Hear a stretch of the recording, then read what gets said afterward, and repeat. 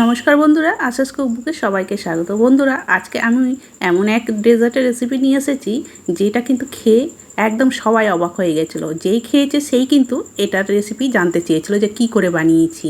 আর এটা বানাতে যতটা সময় লেগেছে এটা কিন্তু শেষ করতে 5 মিনিটও লাগেনি, এতটা সুস্বাদু হয়েছিল। আর বাচ্চারা তো বলছে যে প্রতিদিনই বানাবে, এটা এতটা টেস্টি হয়েছিল। আর একবার খেয়ে বলছিল আরও থাকলে দাও না, ভীষণ ভালো হয়েছিল খেতে। আর এটা এতটা সফট যে মুখে দিলেই মিলিয়ে যাবে, ভীষণ টেস্টি। আর একবার যদি এইভাবে বানিয়ে খাও দেখবে দোকান থেকে আর কিনে খেতে ইচ্ছে করবে না। তাহলে চলো ঝটপট দেখে নেওয়া যাক কী করে এটা বানিয়েছি। এটা বানানোর জন্য দেখো এখানে আমি নিয়ে নিয়েছি 1 কাপ সুজি। এবার সুজিটা একটা মিক্সিং গ্রাইন্ডারের মধ্যে দিয়ে দিচ্ছি। আর ওই কাপ মেপেই দিয়ে দিচ্ছি হাফ কাপ চিনি। যতটা সুজি নিয়েছি তার অর্ধেক দিয়ে দিলাম চিনি। এবার এটা ভালো করে গুঁড়ো করে নিচ্ছি। কয়েকবার মিক্সি জারটা ঘুরিয়ে বেশ ভালো করে দেখো গুঁড়ো করে নিয়েছি। আর এই সুজিটা কিন্তু পুরো একদম পাউডার হয়ে গুঁড়ো হবে না বন্ধুরা, একটু দানা দানা থেকে যাবে। এবার দেখো একটা মিক্সিং বোল নিয়েছি, তার মধ্যে 2 চামচ দিয়ে দিচ্ছি টক দই। খুব বেশি দই লাগবে না, একদম অল্প টক দই লাগবে। 2 চামচ টক দই দেওয়ার পর একটা হ্যান্ড উইস্কের সাহায্যে ভালো করে দইটা আগে ফেটিয়ে নিচ্ছি। ফেটাতে ফেটাতে দেখো খুব সুন্দর কিন্তু দইটা হয়ে গেছে, ফেটানো মানে ক্রিমের মতো দেখাচ্ছে। এবার ওর মধ্যে আমি 3 চামচ মতো রিফাইন্ড অয়েল দিয়ে দিলাম। রিফাইন্ড অয়েলটা দেওয়ার পরও দইয়ের সাথে ভালো করে আবারও একটু এভাবে ঘুরিয়ে মিশিয়ে নিতে হবে। দেখো আমি ভালো করে খুব সুন্দর মিশিয়ে নিয়েছি। এবার ওর মধ্যে দিয়ে দিচ্ছি দেখো এই যে সুজি আর চিনিটা গুঁড়ো করলাম সেইটা দিয়ে দিলাম। আর এবার দিয়ে দিচ্ছি আরও একটা জিনিস, দেখো হাফ কাপ নিয়েছি আটা, রুটি করার যে আটা হয় সেই আটাই দিয়ে দিয়েছি হাফ কাপ। আর এখানে দিয়ে দিচ্ছি কাস্টার্ড পাউডার, 3 চামচ দিয়ে দিলাম কাস্টার্ড পাউডার। এইটা দিলে কিন্তু এই রেসিপিটার অসাধারণ লাগবে খেতে। আর দিয়ে দিলাম হাফ কাপ দুধ, ঠান্ডা দুধ আছে, মানে এটা জাল করা না, কাঁচা দুধই আমি এখানে দিয়ে দিয়েছি। আর আবারও হাফ কাপ জল নিলাম, জল তারপরে এটাকে ভালো করে একটা ব্যাটার তৈরি করে নিচ্ছি। জলটা কিন্তু পুরোটাই একেবারে দিইনি, আগে ভালো করে মানে ঘুরিয়ে ঘুরিয়ে ব্যাটারটা তৈরি করব, লাগলে কিন্তু পরে দেব। তাই ভালো করে এইভাবে ঘুরিয়ে নিলাম, পুরোটাই এবার দিয়ে দিলাম।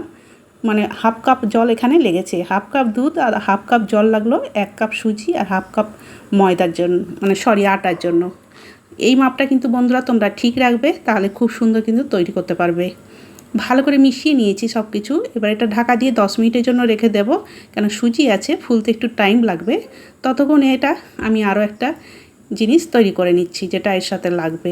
এখানে দেখো বাটিতে হাফ বাটি চিনি নিয়েছি, কাপ মেপে কিন্তু হাফ কাপ হবে। চিনিটা আগে ভালো করে ক্যারামেল তৈরি করে নেব, তার জন্য গ্যাসের হিটটা প্রথমে হাইয়ে রেখেছি, হাইয়ে রাখবে, তাহলে দেখবে খুব তাড়াতাড়ি এরকম সুন্দর ক্যারামেল তৈরি হয়ে যাবে। দেখো আস্তে আস্তে কালার হতে শুরু করেছে। এবার যেই এরকম কালার হয়ে যাবে তখন এইভাবে নাড়াচাড়া করে ভালো করে চিনিটা মেল্ট করে নিতে হবে। আর দেখতেই পাচ্ছ কত সুন্দর কিন্তু কালারটা চলে আসলো, খুব তাড়াতাড়ি কয়েক সেকেন্ডের মধ্যেই কিন্তু এটা হয়ে যাবে। আর এর থেকে আর বেশি কিন্তু জাল দেব না, তাহলে কিন্তু একটা তিতকুটে ভাব চলে আসবে। দেখো একদম পুরো মধুর মতো লাগছে, এই রকমই হবে। এইবার গ্যাসেরটা একদম লোয়ে করে দিয়ে এখানে ঠান্ডা দুধ আছে অল্প অল্প করে আমি এর মধ্যে দিয়ে দিচ্ছি। অল্প করে দেবে, নাহলে গায়ে ছিটকে আসবে। আর এটা হাফ লিটার দুধ নিয়েছি বন্ধুরা, হাফ লিটার দুধ আমি পুরোটাই দিয়ে দিলাম। আর এই যে দেখছো ক্যারামেলটা এরকম প্রথমে এরকম মানে দেখো এই চামচের মধ্যে লেগে যাচ্ছে, তবে এটা যেই দুধটা আস্তে আস্তে গরম হবে আস্তে আস্তে কিন্তু এটা পুরো গলে গিয়ে দুধের সাথে মিশে যাবে। তাই প্রথমে এরকম একটু লেগে যাবে, কিন্তু আস্তে আস্তে যেই দুধটা জাল হবে তখন দেখবে পুরো দুধের সাথে মিশে যাবে। তাই এইভাবে নাড়াচাড়া করে বেশ ভালো করে মিশিয়ে নিতে হবে। গ্যাসের হিটটা কিন্তু এবার মিডিয়ামে করে দিয়েছি, তারপরে আমি এবারে নাড়াচাড়া করে ভালো করে জাল করে নেব। খুব একটা বেশি জাল দিতে হবে না, কেন দুধটা অতিরিক্ত মানে ঘন করার দরকার নেই, মোটামুটি কাঁচা ভাব চলে যাবে সেই রকমভাবে কয়েকবার জাল করে নিতে হবে। দেখো জাল করতে করতে কিন্তু ক্যারামেলটা পুরো গলে গেছে, তখন আমি এর মধ্যে অল্প একটু এলাচের গুঁড়ো দিয়ে দিলাম, তাহলে কিন্তু বেশ ভালো লাগবে এই ডেজার্টটা খেতে। এইবার এলাচের গুঁড়োটা দেওয়ার পর আবারও একটু ফুটিয়ে নিচ্ছি। দেখো কিছুক্ষণ ফুটিয়ে নিয়েছি, দুধটা বেশ সুন্দর হয়ে গেছে জাল করা। এবার আমি গ্যাসের হিটটা অফ করে দিয়ে এটাকে ঠান্ডা করতে দেবো কিছুক্ষণ বাইরে, তারপর এটা ফ্রিজে রেখে দেবো 1 ঘন্টার জন্য। এদিকে দেখো যে ব্যাটারটা তৈরি করেছিলাম বেশ ঘন হয়ে গেছে, যেহেতু সুজি দিয়েছিলাম তার জন্য অনেকটাই ঘন হয়ে গেছে। তবে এখানে আমি আরও একটু জল দিচ্ছি। এখানে দেখো 3 থেকে 4 চামচ মতো আরও জল দিলাম, দিয়ে ভালো করে আবারও মিশিয়ে নিচ্ছি। এইভাবে কিন্তু ব্যাটারটা তৈরি করতে হবে। যদি একটু ঘন বেশি মনে হয় একটু জল দেবে। আর এটা আমি হাফ কাপ দুধ, বাকিটা পরে জল দিয়েছি। তোমরা কিন্তু পুরো দুধ দিয়ে কিন্তু এই ব্যাটারটা তৈরি করে নিতে পারো। এইবার দেখো ওই ব্যাটারের মধ্যে দিয়ে দিলাম 1 চামচ বেকিং পাউডার আর বেকিং সোডা দিয়ে দিলাম হাফ চামচ। অ্যাক্টিভ করার জন্য এগুলোর মধ্যে আমি 1 চামচ জল দিয়ে দিলাম, দিয়ে এবার ভালো করে মিশিয়ে নিচ্ছি। মিশিয়ে নিলে কিন্তু এটা বেশ সুন্দর ব্যাটারটা হালকা তৈরি হয়ে যাবে। দেখো মেশাতে মেশাতে বেশ ব্যাটারটা ফুলে উঠেছে, অনেকটাই হালকা হয়ে গেছে। এবার এটা আমি সাইডে সরিয়ে রেখে দেব। তারপরে এটা আমি বেক করব, যেটাই আজকে বন্ধুরা এই থালার মধ্যে বেক করব, যাতে একদম খুব সহজভাবে বেক হয়ে যায় আর খুব তাড়াতাড়িও হয়ে যাবে। তার জন্য থালার মধ্যে অল্প তেল দিলাম। এবার ব্রাশে করে নিয়ে তেলটা ভালো করে থালার মধ্যে চারিদিকে লাগিয়ে দিচ্ছি। তারপরে যে ব্যাটারটা তৈরি করলাম সেটা এবার থালার মধ্যে দিয়ে দিচ্ছি পুরোটা। তবে যেসব বন্ধুরা আমার এই ভিডিও দেখছো, যদি এতদূর পর্যন্ত তোমরা কেউ চলে এসেছো এখনও লাইক দিতে ভুলে গেছো, অবশ্যই কিন্তু একটা লাইক করে দেবে। আর যদি কেউ নতুন বন্ধু হয়ে থাকো চ্যানেলটিকে অবশ্যই কিন্তু সাবস্ক্রাইব করে রেখো।